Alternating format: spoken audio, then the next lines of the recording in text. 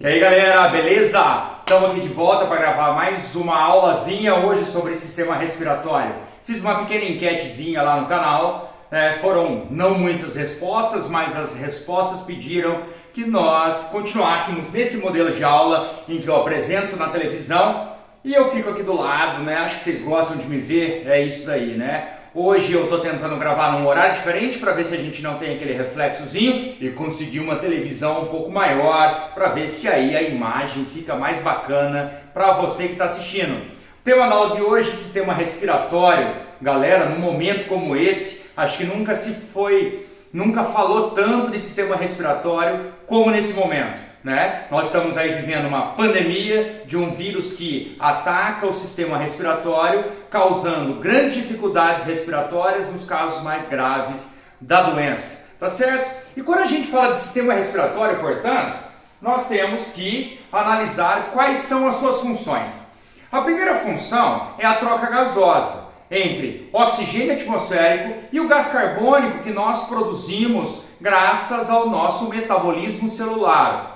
É isso mesmo. Quando nós metabolizamos a glicose para produzir energia para o nosso dia a dia, nós geramos como resíduo o gás carbônico que deve ser eliminado da nossa corrente sanguínea. Mais para frente veremos por quê. E o oxigênio que nós vamos absorver da atmosfera, ele vai ser usado justamente para oxidar a glicose para produzir energia. Perceba então que o sistema respiratório ele está intimamente ligado ao nosso processo de obtenção de energia. Quando alguém te perguntar então por que você respira, você não precisa mais dar a resposta de quinta série, não desmerecendo as crianças, mas eu respiro para viver. E isso até a minha filha, que está aqui, daqui a pouco ela aparece, sabe disso, que tem que respirar para viver. A gente respira para que o oxigênio absorvido seja usado na oxidação da glicose, produzindo dessa maneira energia, e como resíduo dessa oxidação, produzimos gás carbônico que deve ser eliminado da nossa corrente sanguínea por conta da alteração do pH. Aqui a gente fala também que o sistema respiratório é o nosso sistema fonador, ou seja, eu só estou conseguindo me comunicar oralmente com os senhores graças à presença aí do meu sistema respiratório. Tá certo, galera? Quais são os compartimentos do meu sistema respiratório, do nosso sistema respiratório? A gente começa pelo nariz, né? Também pode ser chamado de fossas nasais. E a gente, quando interioriza, então eu tenho nariz, faringe. Lembra? A faringe é comum para o sistema digestório. Mais abaixo, laringe, traqueia, brônquios, bronquíolos, alvéolo pulmonar, onde tudo acontece. Que tudo é esse? Onde as trocas gasosas são realizadas. Dessa maneira, a gente vai descrever cada um dos compartimentos do nosso sistema respiratório, que diferentemente do tubo digestório, não tem duas aberturas, uma de entrada e uma de saída.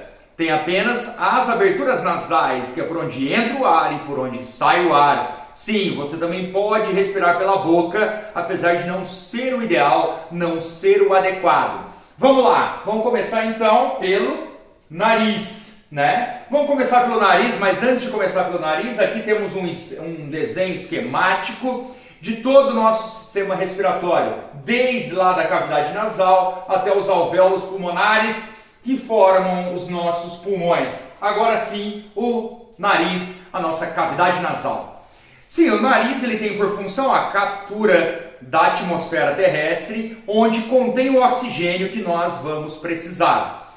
Algumas estruturas são encontradas dentro do nariz. Você sabe que existe pelo, exatamente isso, pelo. Aí fica a dica, se os pelos saírem do nariz, tesourinha, corta fora, não é elegante. Ao menos que você tenha bigode como eu e o pelo se confunda com bigode, ninguém vai perceber que é o pelo do seu nariz que está saindo por ele. O pelo, junto com o muco produzido pelo nariz, né, eles têm como função principal a retenção de partículas sólidas em suspensão na atmosfera. A gente respira um ar que não é tão puro. Existem partículas de poeira, partículas de poluição que estão em suspensão na atmosfera.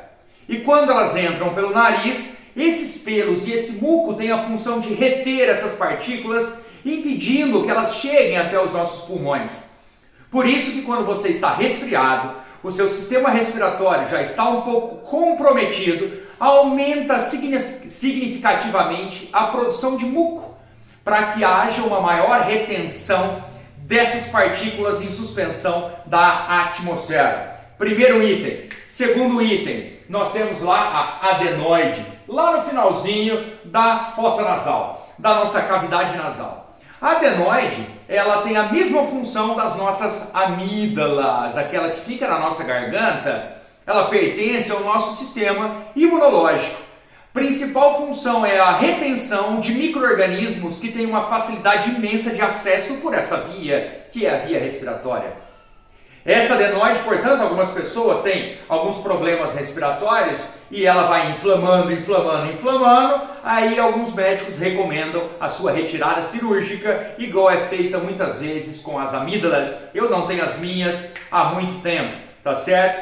E um outro detalhe importante da nossa cavidade nasal é a imensa e a grande quantidade de vasos sanguíneos que nós encontramos ali. É isso mesmo. Esses vasos sanguíneos, eles servem para aquecer o ar que entra em nossos pulmões. Então, a qualquer temperatura que estivermos aqui fora, quando nós inalamos o ar, ele vai ser aquecido pela nossa cavidade nasal e chegando aos nossos pulmões, aí uma temperatura quase igual à nossa temperatura corporal de 36 graus e meio, evitando dessa maneira inflamações pulmonares significativas. Tá aí um dos perigos ou dos problemas de respirar pela boca: o ar não chega aquecido em nossos pulmões. É fácil identificar a quantidade de vasos sanguíneos que nós temos no nariz. Mudou o tempo, ficou seco, sai sangue pelo nariz, né? Muito bem. Ah, Edson, se sai sangue pelo nariz, é só erguer a cabeça que o sangue para? Não. O sangue continua escorrendo. Só que quando você ergue a cabeça, ele escorre para a sua garganta. Você vai sentir inclusive o cheiro, o gosto de sangue, né? É só pressiona, pega um gelo, coloca o sangue logo para de escorrer. E o nosso nariz também sente o cheiro, né? Nesse momento, você está sentado, assistindo essa aula, sentindo o cheirinho do quê? De comida? Ou o cheiro do seu irmão que não toma banho direito? Ou está sentindo o cheiro de perfume, de saudade do crush que ficou lá na escola, que você não vê há tempos, né? Então, nós também temos uma memória olfativa que nos é interessante. Para baixo do nariz, portanto, temos a faringe. Já comentamos sobre ela na aula de sistema digestório. Ela tem uma porção respiratória e uma porção digestória. Lembre-se que na base da faringe, olha aqui que bonitinha, temos a epiglote, que fecha a nossa laringe quando nós engolimos. Faringe, apenas passagem de ar, bem como a laringe, apenas passagem de ar. Temos aqui a imagem de uma prega vocal, essa que quando vibra faz com que você tenha a capacidade de fonar, de falar, né? Coisa que vocês fazem demais quando estão na sala de aula. Agora, quietinho, só você e seu celular ou seu computador, você deve estar calado, preocupado. Todos nós estamos. Mas logo passa tudo isso, estaremos de volta brigando para você ficar quietinho no seu lugar. Então temos aqui as pregas vocais. Professor que fala muito, gosta de falar, pode ter um certo problema com prega vocal, né? Chamado calo na prega vocal. Tem tratamento, né? Mas cuidado, alguns que falam alto não tem tanto problema quanto outros. Temos aí a nossa traqueia. A traqueia é extremamente interessante em termos de estrutura biológica. A traqueia é um órgão praticamente toda feita de cartilagem. Para que a cartilagem? Para ela se manter aberta, né? Só que temos que pensar o seguinte: quando eu olho transversalmente essa traqueia, ela é um tubinho. E esse tubinho ele é formado por um semicírculo de cartilagem. Na parte de trás nós temos o músculo da traqueia. É uma parte muscular, então tem um semicírculo de cartilagem e a parte posterior, aí o músculo da traqueia. Por que isso? A cartilagem mantém a traqueia aberta. Só que quando você força a passagem de ar pela traqueia, tossindo ou espirrando, essa traqueia se expandir. E se ela fosse um total círculo de cartilagem, correria o risco dela se romper e você então morreria por isso, tá? Então olha lá a importância dessa tecido muscular atrás de nossa traqueia.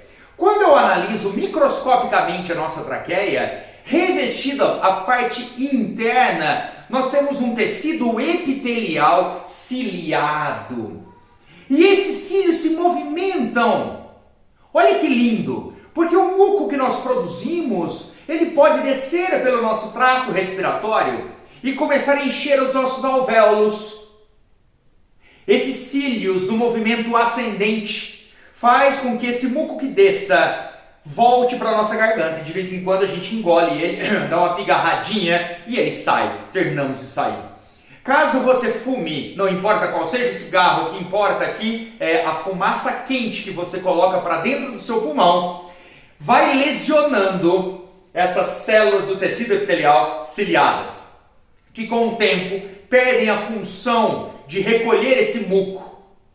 Se você mora com quem fuma há muito tempo, perceba que à noite, quando ele relaxa, ele aumenta a quantidade de tosse e de pigarro. É para colocar para fora todo esse muco que a célula ciliada não foi capaz de remover. Agora imagine o seguinte, você lesiona esse tecido fumando. Ele regenera, lesiona, regenera, lesiona, regenera, lesiona, regenera, regenera, regenera, regenera, regenera. Câncer de sistema respiratório. Sim, é perigoso. Você pode querer argumentar contra. Ainda bem que é videoaula, você não vai conseguir me convencer do contrário.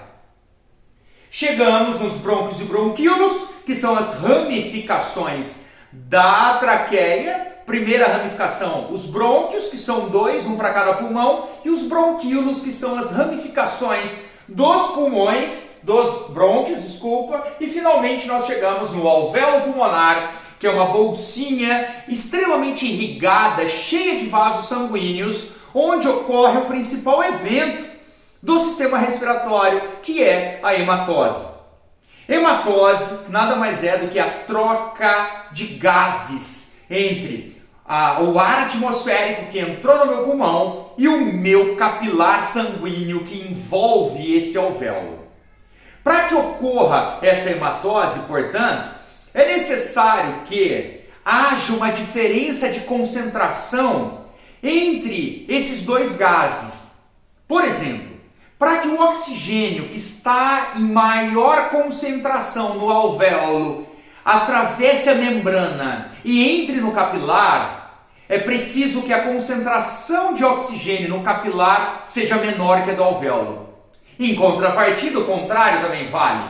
Para o gás carbônico sair do capilar, ele deve estar numa concentração maior que a do ar alveolar que ali chegou. Quem captura esse oxigênio será a hemoglobina, que nós veremos depois a como ocorre o transporte desses gases pelo sistema circulatório nas aulas de sistema circulatório. Realizou a hematose? Lindo! Agora o ar alveolar está cheio de gás carbônico e nós devolvemos para a atmosfera, para as plantas absorverem, fazerem fotossíntese e produzir matéria orgânica. Veja como a biologia é linda, tudo interligado, tudo entrelaçado para a manutenção da vida no planeta. Incrível, certo? Em termos de estrutura do sistema respiratório, nós temos tudo aqui indicado. O que nos resta agora é pensar sobre dois mecanismos. O primeiro é a mecânica da respiração. A mecânica é o ato de inspirar e expirar, tá? Realizado ou controlado por dois grupos musculares. O primeiro músculo, que é mais conhecido de todo mundo, é o diafragma. O diafragma ele fica na base do nosso tórax, onde os nossos pulmões estão apoiados sobre ele. E os músculos intercostais não são esses. Esses são os peitorais. Os músculos intercostais são aqueles que estão entre as nossas costelas. Se você já comeu costela de bovina ou costela suína, exatamente aquele músculozinho que fica envolvendo o esqueletinho desses animais. Esses dois músculos, tanto os intercostais quanto o diafragma, Eles alteram o volume da caixa torácica. É isso daí, alteram o volume da caixa torácica. Quando eles expandem a caixa torácica, o volume interno aumenta. Em contrapartida, a pressão interna diminui. Dessa maneira, a pressão atmosférica empurra o ar para dentro. Quando eles comprimem a caixa torácica e o volume da caixa torácica diminui, a pressão interna aumenta e dessa maneira o ar sai. Exatamente isso. A entrada e saída de ar nos nossos pulmões ocorre por diferença de pressão. Há muito tempo caiu uma questão no vestibular que era a seguinte: o camarada levou um tiro no tórax, não pegou nenhum órgão vital, sortudo, né? Coração, pulmão, nenhum órgão vital. Mas ficou furo no tórax e ele morreu. Morreu por falta de ar. A pergunta, queria saber como que você faria ou manteria esse camarada vivo até a chegada do SAMU. Era simples, colocar o dedo no buraco.